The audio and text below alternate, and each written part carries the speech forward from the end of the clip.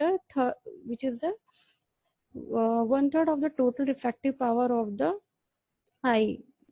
It is a three-fourths of the total refractive power of eye. That is, the total refractive power of eye is 60 diopter, and that of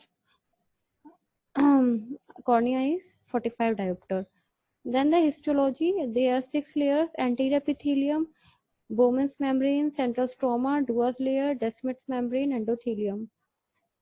You can see in this image the epithelium, Bowman's layer, stroma, Dua's layer, Descemet's layer, and endothelium. First, the epithelium. The cornea epithelium is stratified, squamous, and non-keratinized. It is continuous with conjunctival epithelium at limbus, but having no goblet cells. Thickness is 50 to 90 micrometer. Consists of 5 or 6 layers of nucleated cells resting on a basal lamina, namely the basal cells, wing cells, and the surface cells. The basal lamina is secreted by the basal cells. It is 0.1 to 1 micrometer wide. Ultrastructurally, it is distinguished in two parts: lamina lucida and lamina densa. Lamina lucida is superficial, lamina densa is deep osmophilic.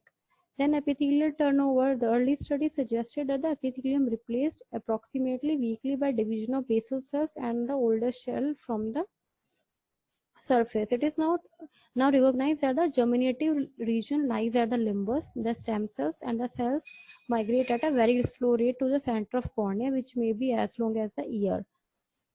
Second layer, the Bowman's membrane. It binds the corneal stroma anteriorly with basement membrane of epithelium. It is not a true elastic membrane. Once destroyed, does not regenerate.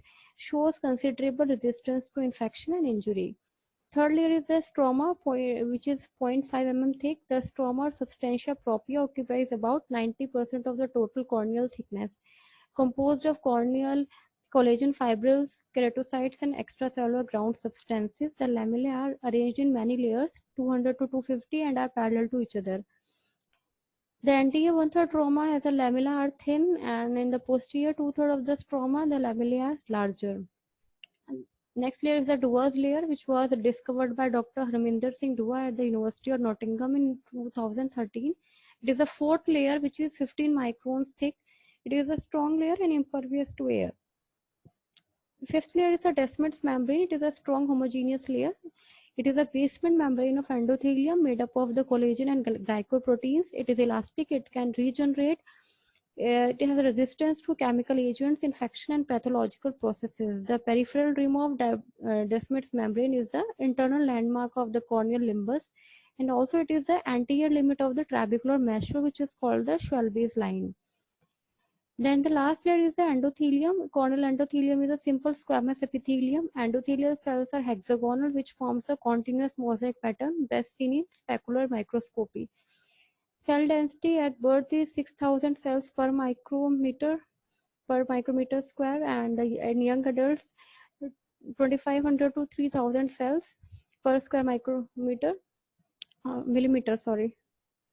The endothelial cells cannot divide or replicate. With aging, the cell density of the endothelium decreases, which is compensated by an increase in the cell size or shape. As these endothelial cells are involved in corneal hydration, they help in maintenance of corneal transparency. The blood supply of cornea. The cornea is a vascular structure. Small loops derived from the anterior ciliary vessels invade its periphery for about 1 mm. Actually, these loops are not in cornea, but in the subconjunctival tissue which overlaps the cornea. Then the nerve supply of the cornea. Cornea is supplied by the anterior ciliary nerves, which are branches of the ophthalmic division of fifth cranial nerve. After going about 2 mm in cornea, the nerve loses their myelin sheath and divide dichotomously and forms 3 plexus: stromal plexus, subepithelial plexus, and the interepithelial plexus. Then the applied physiology of cornea. Primary physiological functions of the cornea are to act as a major refractive medium and to protect the intraocular contents. Then the last point is corneal transparency. It is a result of peculiar arrangement of corneal lamellae, peculiar refractive index of corneal lamellae, vascularity of the cornea, relative state of dehydration, swelling pressure of stroma counters the imbibition effect of IOP, and corneal crystallines, water-soluble proteins of the keratocytes. Thank you so much. This session is powered by Digital Version 2.0, Jyoti Vidyapeeth Women's University.